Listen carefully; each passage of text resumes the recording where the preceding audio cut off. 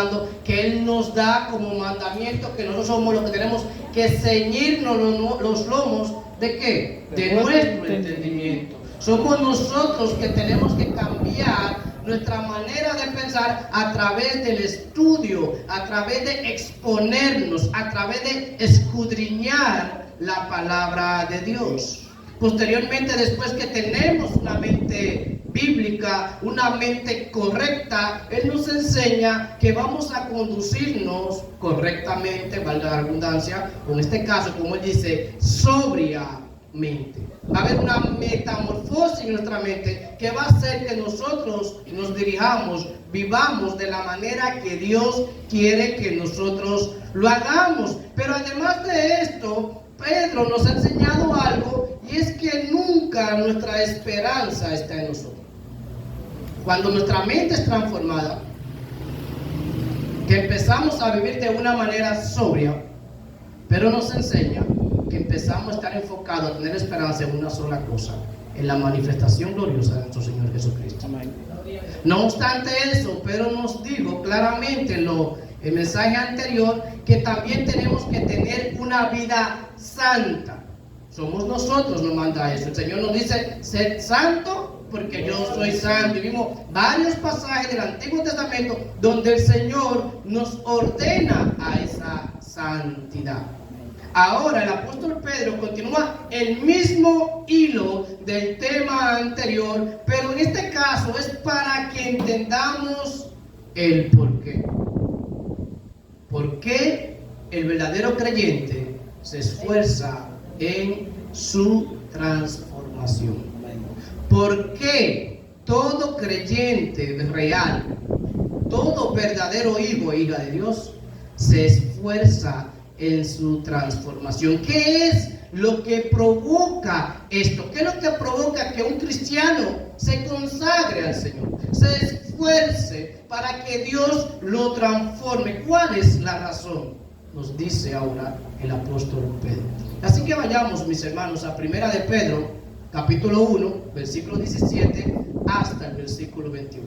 Primera de Pedro, capítulo 1, versículo 17 hasta el versículo 21, y dice así la palabra de Dios. Y si invocáis por Padre aquel que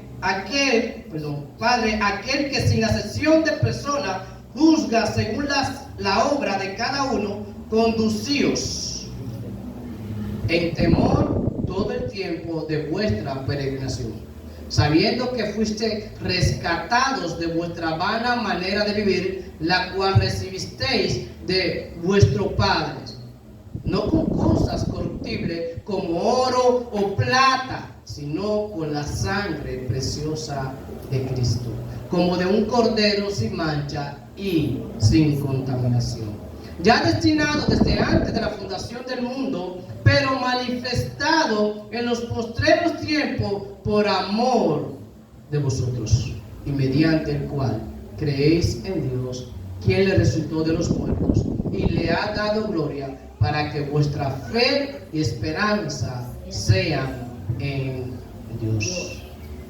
De una manera u otra, Pedro nos está diciendo aquí que la razón por la cual todo creyente se consagra para ser transformada es una.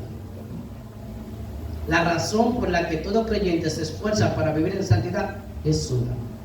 Y se la voy a decir inicial.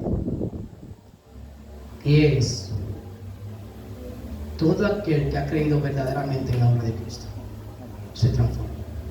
Todo aquel que verdaderamente tiene fe en la obra de Cristo, todo aquel que tiene una fe genuina en el Señor, se deja transformar por el Señor y se esfuerza para que el mismo Señor lo transforme. Es como lo que nos quiere decir Santiago cuando nos habla de la fe. Él nos enseña que la fe que se muestra.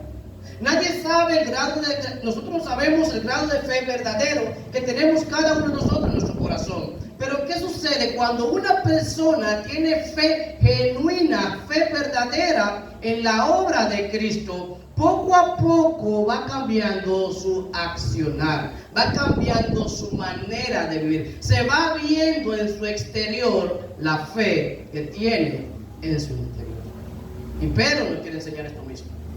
Empezando, número 1, porque llaman, dice Pedro, nos enseña Pedro, porque llaman al Padre, porque llaman por Padre, pero al que juzga imparcialmente. Fíjense el versículo 17, nuestro pasaje, por favor, vayan allá, dice: y si invocáis por Padre aquel que sin acepción de personas juzga según la obra de cada uno, conducíos en temor todo el tiempo de vuestra peregrinación.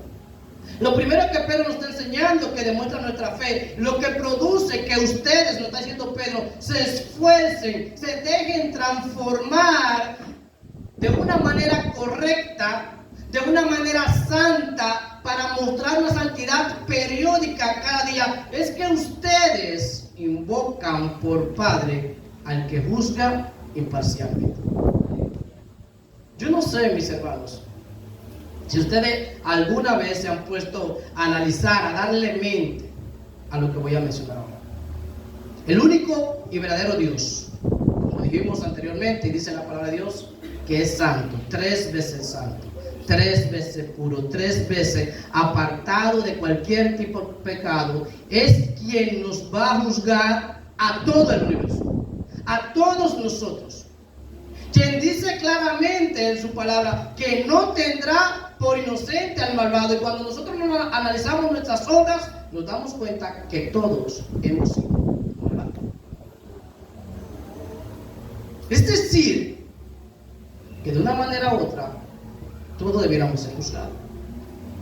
Juzgado y culpable. Porque estaremos ante el juez imparcial. Ante el juez que no se deja guiar por nada. Un juez que nos enseña su palabra, y como vimos anteriormente, Él es justo porque es santo, mis hermanos.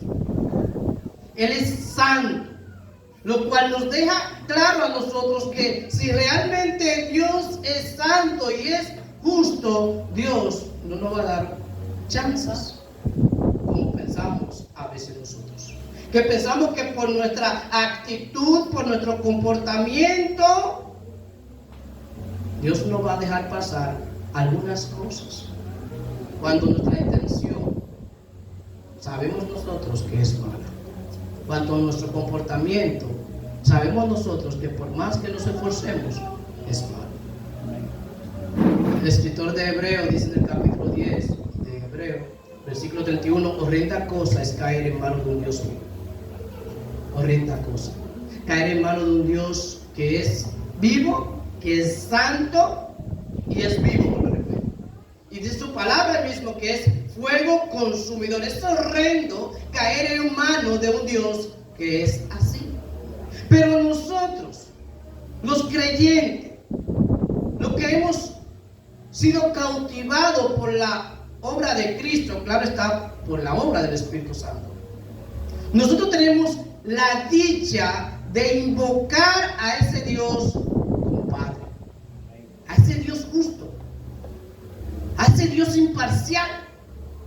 Le podemos decir Padre, y por tal no tenemos miedo per se en sí, sino tenemos la confianza de lo que recibimos de Dios, es amor hacia nosotros, porque Dios derramó su ira en su Hijo Jesucristo. Su justicia cayó en Cristo, para así su amor venir a nosotros.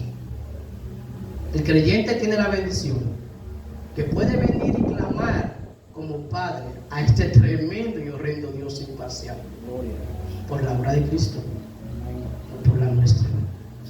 Y el apóstol Pedro nos dice: si ustedes son de estos que invocan por Padre aquel que sin acepción de persona juzga según la obra de cada uno, entonces, continúa diciendo Pedro, condúzcase en temor todo el tiempo de vuestra peregrinación. Es decir, que si nosotros realmente podemos decirle Padre al Dios que juzgará todas las obras de todos nosotros tenemos que vivir no en miedo per se, sino en temor reverente, todo el tiempo que vivamos en este mundo como es extranjeros y peregrinos, tal como Pedro nos va a enseñar más adelante. La palabra temor aquí, en que el original es fobia, del griego koiné, es fobe, donde viene la palabra fobia, que significa literalmente miedo incontrolado y hasta irracional. Aunque el énfasis es este aquí, el miedo, el temor que un hijo de Dios debe tener a su padre, es un miedo no totalmente horrendo, sino un miedo reverente, un miedo de reverencia. Es un miedo de entender que aunque Dios es tu padre, tienes que adorarlo, tienes que saltarlo. Es un miedo de entender que aunque Él te ama como a su propio Hijo Jesucristo, que dicho sea de paso, a veces yo creo que me quiere más que Cristo porque lo entregó a Él por mí y por ti. Que Él te ama así. Tienes que entender que Él siempre será Dios. Siempre será Dios. En las Escrituras existen varios pasajes que nos muestran con hechos prácticos cómo debe ser el temor reverente que nosotros debemos tener a Dios. O en otro caso, cómo debiera ser la no manera de actuar muchas veces. Por ejemplo, podemos ver los hijos de Aarón, que ustedes conocen bien o han escuchado en las Escrituras, Nadab y Abiú, los cuales eran descendientes sacerdotales, eran los descendientes para tomar el sacerdocio dado por el Señor. Hombres escogidos por Dios, pero sabemos que estos murieron como trágicamente. Ustedes conocen la historia. Murieron de esta manera debido a su falta de reverencia al Señor. Llegaron al templo, al lugar, al tabernáculo en este caso, a adorar a Dios. Primero nos enseña el pasaje que tomaron. Nos enseña el pasaje. No obstante eso, tomaron algo, adoraron a Dios, tomaron algo para adorar a Dios, donde Dios nunca le dijo que lo mató. Y Dios lo mató. Podemos ver también en el Nuevo Testamento el caso de Zafira y Ananías, que murieron los dos. Dios los mató a los dos por la razón que ellos le dijeron a la iglesia, en este caso al Espíritu Santo, porque en la iglesia está el Espíritu Santo. Le dijeron: nosotros vamos a vender esto y todo lo que nos den lo vamos a dar a la iglesia. Y ellos engañaron, quisieron engañar a la iglesia, quisieron engañar a Dios. Es por esto que Isaías en el capítulo 6, como decíamos también anteriormente, él dice: cuando vea al Señor, ay de mí. Pues esa es la misma razón, porque como también mencioné anteriormente, que el apóstol Juan, cuando se voltea a ver quién le hablaba, dice que cuando lo vio que hizo, cayó como muerto. Porque vio la santidad, la gloria de este Dios. Si nosotros entendiéramos claramente ante la grandeza y santidad del Dios enfrente del cual estamos ahora mismo, nos presentaríamos cada día, y en especial cada vez que venimos a un culto, a adorar a Dios, nos presentaríamos de una manera siempre reverente, de una manera digna, de una manera correcta. Y yo sé que esto a veces hasta choca, porque nos han enseñado a pensar que tenemos un Dios que es suave, es un Dios que es muy amoroso. Dios es amor, Dios es amor. Nos han enseñado y nos imaginamos que tenemos un Dios que, aunque fallemos, siempre nos va a perdonar, siempre nos va a dar un chance. Nos han enseñado eso, y no es así. Es verdad que Dios nos ama, lo demostró en la cruz con Cristo. Es verdad que nos sigue amando, lo demuestra cada día en nuestra vida. Pero tenemos que recordar que nuestro Dios es reverente y tenemos que adorarlo de una manera correcta. Tenemos que adorarlo como es. Lo grandioso del caso es que nunca debe ser una manera asustada, como acabamos de enseñar. Porque Pedro nos dice acá: porque lo invocamos a Él como Padre. Y Y esto nos lleva a la segunda razón por la cual nosotros, o nos enseña Pedro, que invocamos como Padre aquel que sin acepción de persona juzga según la obra de cada uno. Y la razón número 2 es la obra de salvación de Jesucristo. La obra que Cristo hizo por cada uno de ustedes, nos dice Pedro.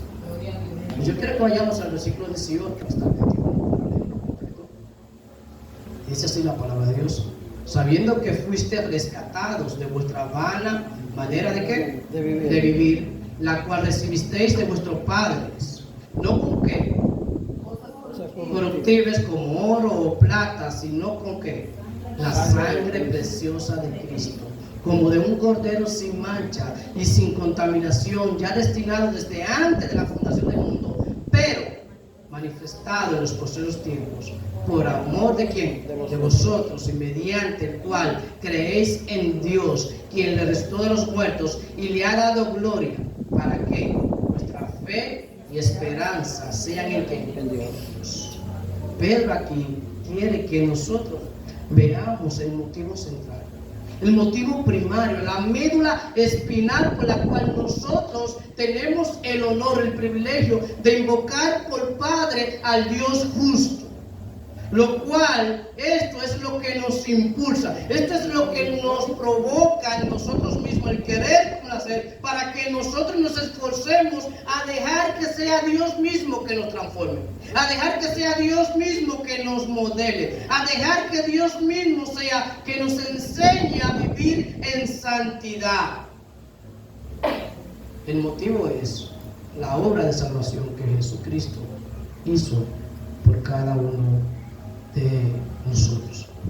Y quizás lo magnífico del caso es que el apóstol Pedro nos lo pone de una manera drástica. No fue que tú quisiste, nos enseña Pedro acá. Él nos enseña que fue que tú fuiste ¿qué? Comprado, rescatado.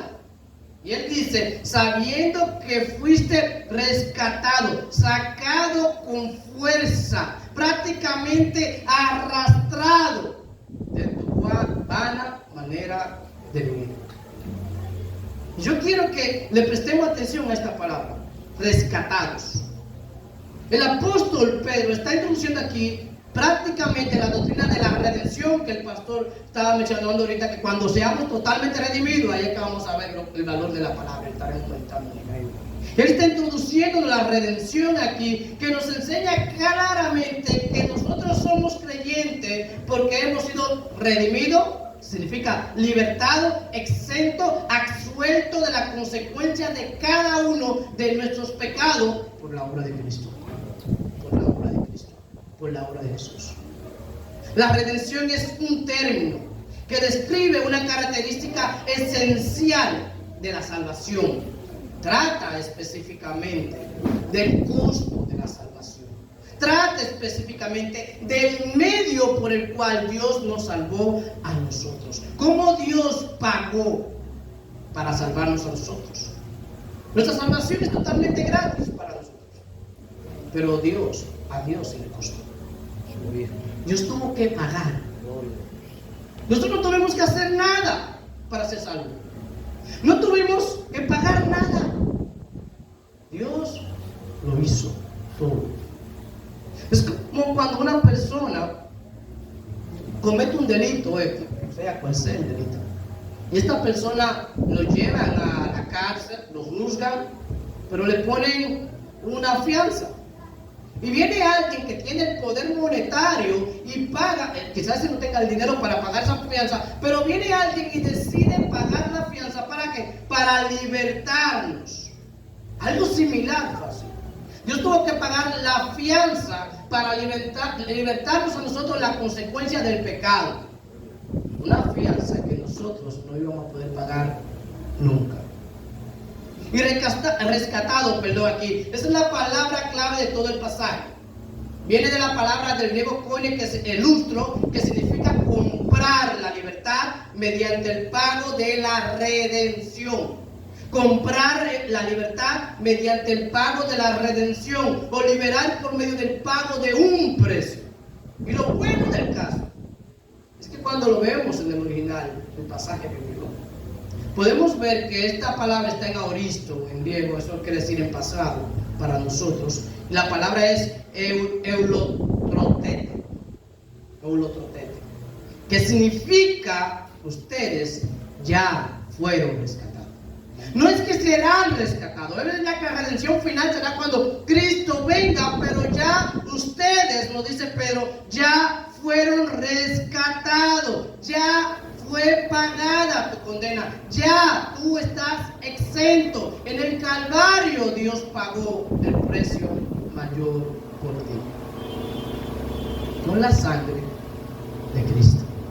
Es por esto que dice nuestro pasaje, no con cosa corruptible, como oro o plata, sino con ¿qué? Con la sangre preciosa de Cristo, como de un cordero sin mancha y sin contaminación.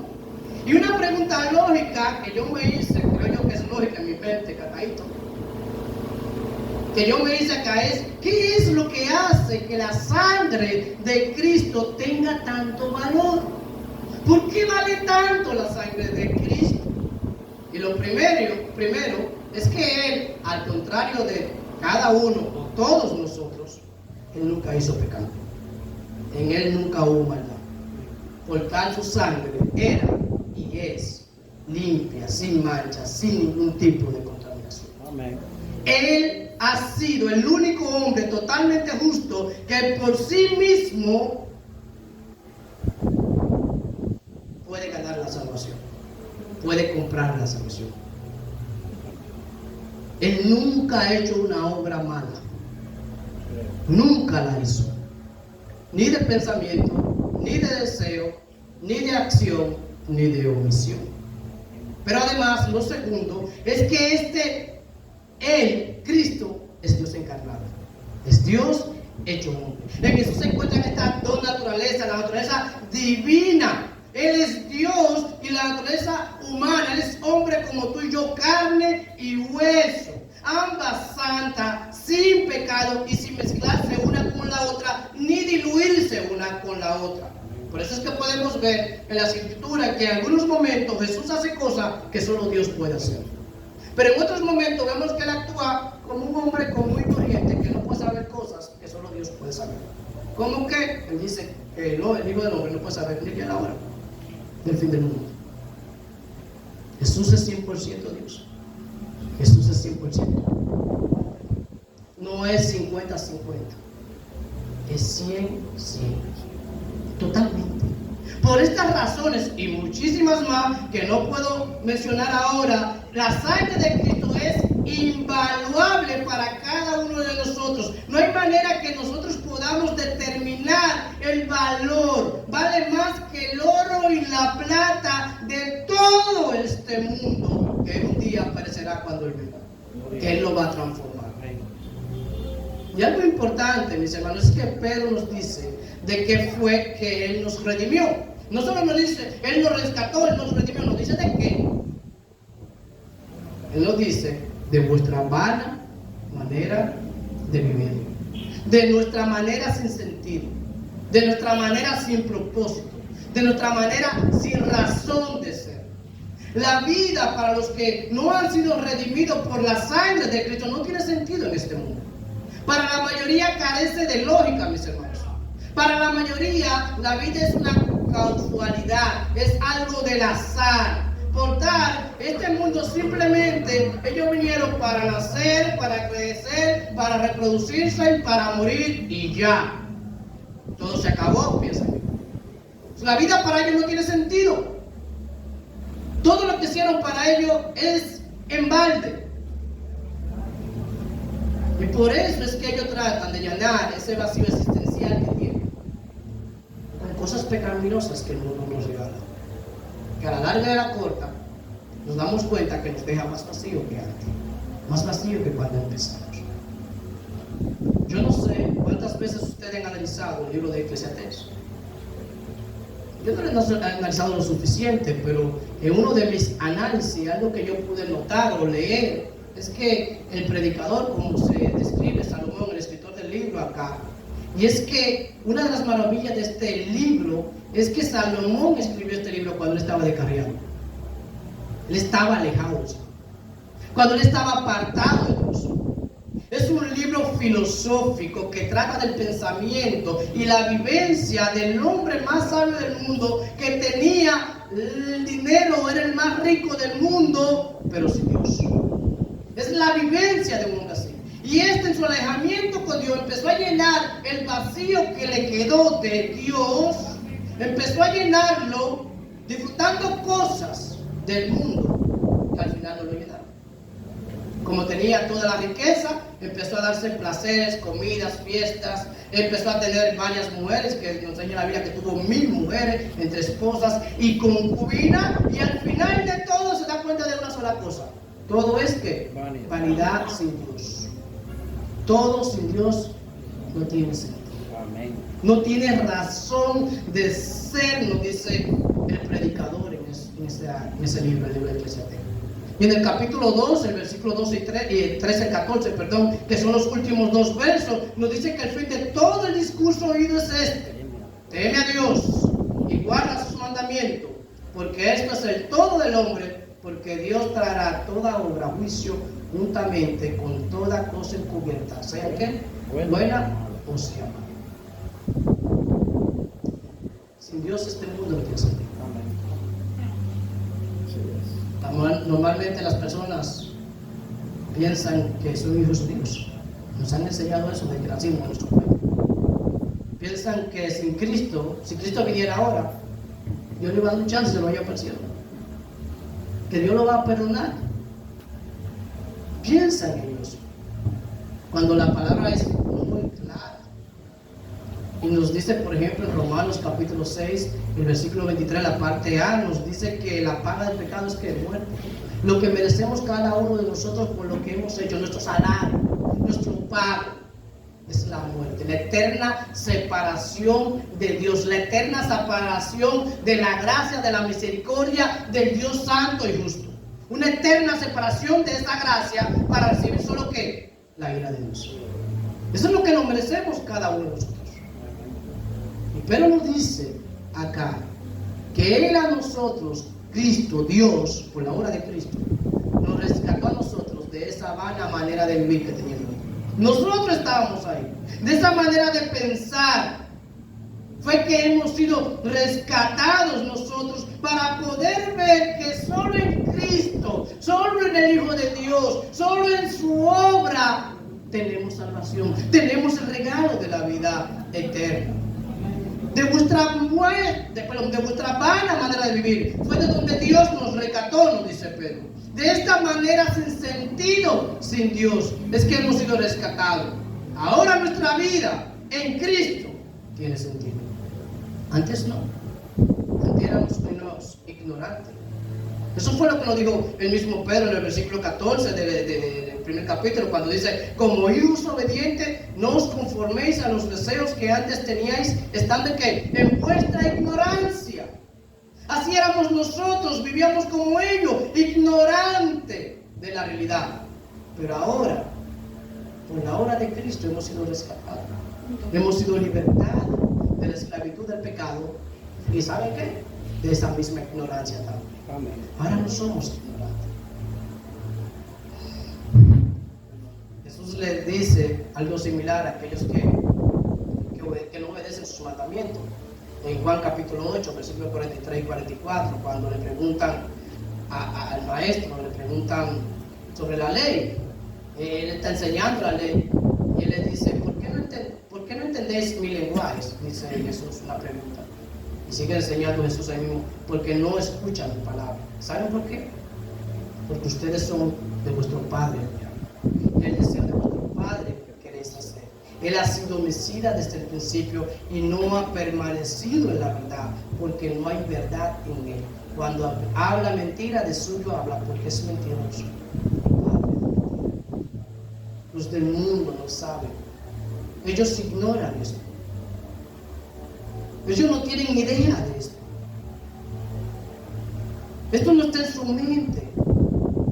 Ellos no entienden que la razón de que mienten, la razón de que ellos se dejan llevar por sus deseos pasionales, por la vanagloria del mundo, es que no han sido rescatados como nosotros sí hemos sido rescatados.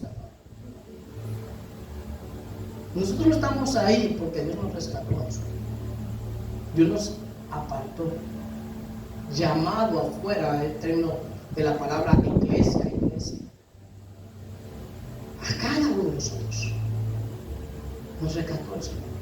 Y continúa Pedro en nuestro pasaje, y quiero que lo leamos. Yo voy a enfocar algo del versículo 20, pero yo quiero que lo leamos desde el versículo 18, porque Pedro nos enseña o sigue hablando de lo maravilloso de esta obra que hizo nuestro Señor y Salvador Jesucristo para rescatarnos a nosotros, para transformarnos a nosotros, para que nosotros podamos ver ese Dios santo y querer ser santo como Él es santo.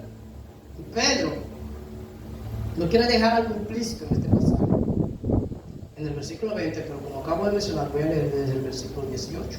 Y dice: sabiendo que fuisteis rescatados de vuestra vana manera de vivir, la cual recibisteis de vuestro Padre, no con cosas corruptibles, como oro o plata, sino con la sangre preciosa de Cristo, como de un cordero sin mancha y sin contaminación. Dice el versículo 20: ya destinado desde antes de la fundación del mundo, pero manifestado en los postreros tiempos por amor de vosotros, y mediante el cual creéis en Dios, quien le resucitó de los muertos y le ha dado gloria, para que vuestra fe y esperanza sean en Dios. La obra de Jesús, el Cristo, el Hijo del Dios, fue que nos rescató, no solo de nuestra vida sin propósito, no solo de nuestra vida sin sentido en el mundo. Esta obra nos rescató también a cada uno de nosotros por la eternidad. Por la eternidad. Aquí Pedro nos está enseñando que la obra de Cristo tiene un sentido de trascendencia. Tiene un sentido de algo que perdura. Lo que Cristo hizo por nosotros no fue solo en la cruz del Calvario, lo cual es una maravilla, fue de antes de él. Desde la eternidad pasada. Y eso nos enseña a nosotros que como Dios tenía eso planificado tan lejos, Dios había determinado que su Hijo se encarne, que Él se convierta en el Cristo, en el Mesías, en el ungido de Dios, sacerdote, rey, que vino a salvarnos a nosotros. Que Él haga la obra, la única obra, que puede aplacar la ira de Dios, del Dios justo y santo, de ese Dios que nos juzgará imparcialmente. Dios quiere que nosotros veamos que esto no fue cosa de ahora, importante, será por siempre. Es por eso que dice: ya destinado desde antes de cuándo, de la fundación, pero manifestado en los postreros tiempos por amor de nosotros. Wow. Gloria. Yo no me canso de decir wow cuando yo veo esto, que Dios nos rescató desde antes de la fundación del mundo. Hay un pasaje en Apocalipsis que me gusta mucho, Apocalipsis capítulo 13, el versículo 8 de Apocalipsis 13, dice: y le adoraron, está hablando de lo que adoraron la bestia, y le adoraron todos los moradores de la tierra, cuyo nombre no estaba escrito en el libro de la vida, ¿de quién? Del Cordero, que fue inmolado desde el principio. Yo no sé si se dieron cuenta, el pasaje nos dice de una manera u otra, que el Cordero fue inmolado ¿de cuándo? Desde el principio del mundo. La palabra que se traduce aquí a principio, es la misma palabra que utiliza Juan en Juan 1:1, que significa principio, pero en realidad significa desde antes del principio de la creación. Él fue inmolado, fue sacrificado desde antes del mundo. Esa es la razón por la que el apóstol Pablo dice en Efesios capítulo 1, versículo 4, según nos escogió en Él antes de la fundación del mundo, para que fuésemos santos y sin manchas delante de Él. Nosotros hemos sido escogidos desde antes que Dios creara el mundo. Dios preveyendo la caída nuestra, Dios preveyendo de antemano que nosotros íbamos a caer en pecado, que lo íbamos a desobedecer a Él. Dios planificó una obra que iba a ser su Hijo, iba a ser aplicada en nuestra vida por el Espíritu Santo. Él planificó esto para que cuando nosotros podamos ver por la obra del Espíritu Santo al Cristo que se hizo carne, al Cristo que vivió puramente, que tomó nuestro lugar en la cruz del Calvario, al Cristo que fue sepultado y que resucitó y ascendió al cielo y viene a buscarnos. Cuando nosotros podamos ver esto por la obra del Espíritu Santo, la tercera persona de Dios, seamos salvos. Dios fue que lo planificó. Desde antes de la fundación del mundo. Esto es algo glorioso, mis hermanos. Porque nos deja ver que esto no es algo que pasó ahora. No fue algo que se le salió de la mano a Dios. Y si esto no es algo que pasó ahora, sino que fue de hace mucho tiempo, tampoco termina ahora. Será por la eternidad. Será por siempre.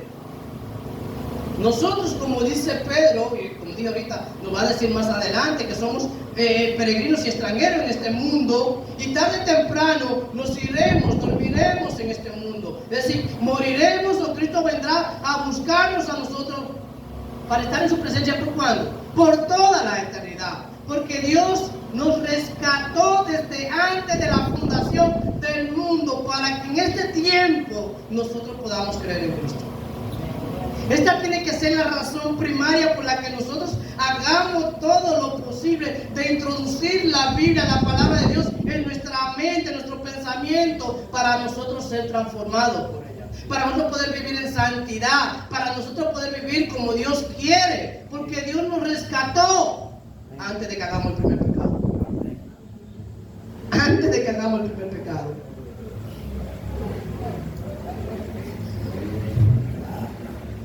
Esta es la razón por la que nosotros tenemos que someternos.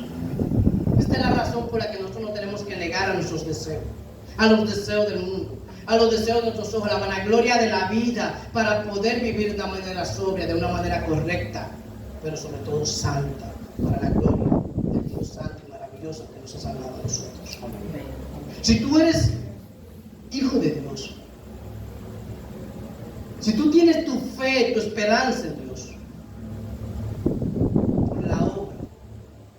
de su Hijo, al encarnarse, al vivir puramente, al sacrificarse, al ser sepultado, al resucitar al tercer día. Si tú realmente eres de esto, no solo serás transformado por el poder evangélico, no solo te estarás tú transformando, esforzándote para que Dios te transforme, además tienes la dicha, el honor, el privilegio de decirle a ese Dios justo que juzgará imparcialmente en el día venidero, en el juicio, a todas las obras. Tú tienes el honor de decirle: Padre, Abba, Padre, al Dios santo, al Dios eterno, al que planificó una obra para salvarte solo para que decirte mío, para decirte mío, para que tú tengas una relación eternamente con Él.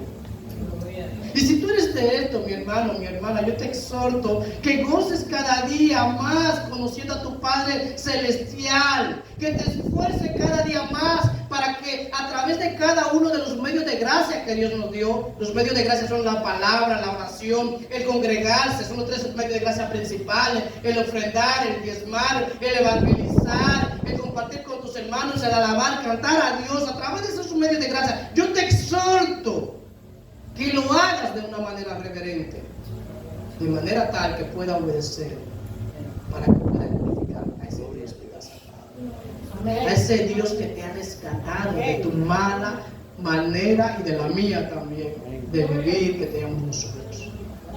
Dice aquí, por casualidad hay alguien que no conoce a Cristo y has sentido que Dios le ha hablado, no solo ahora, alguna vez en tu vida. Lo más posible es que esa obra que Dios planificó, que Dios efectuó antes de la fundación del mundo, también fue para salvarte a ti.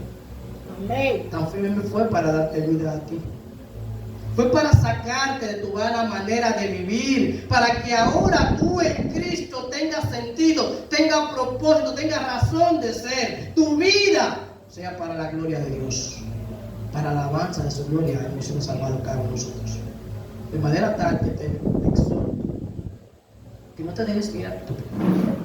Dile que no a Satanás y dile que sí a Cristo. Dile que sí a Cristo. Al final, mis hermanos, algo que Pedro enfoca acá en el versículo 17, que es el primer versículo que leímos, dice: y si invocáis por Padre aquel que sin acepción de persona juzga según la obra de quién, de cada uno. Al final todos seremos juzgados por él. La salvación es por gracia, pero todos seremos juzgados. Si tú crees que Él te salvará por tus obras, sabes que estarás condenado. Es por eso que obligatoriamente tenemos que creer en la obra de Cristo, porque la única obra que salva es la de Jesús. Afiancémonos en esa obra y alabemos a Dios por lo que ha hecho por cada uno de nosotros. Amén. Oremos. Padre, gracias. Gracias por rescatarnos.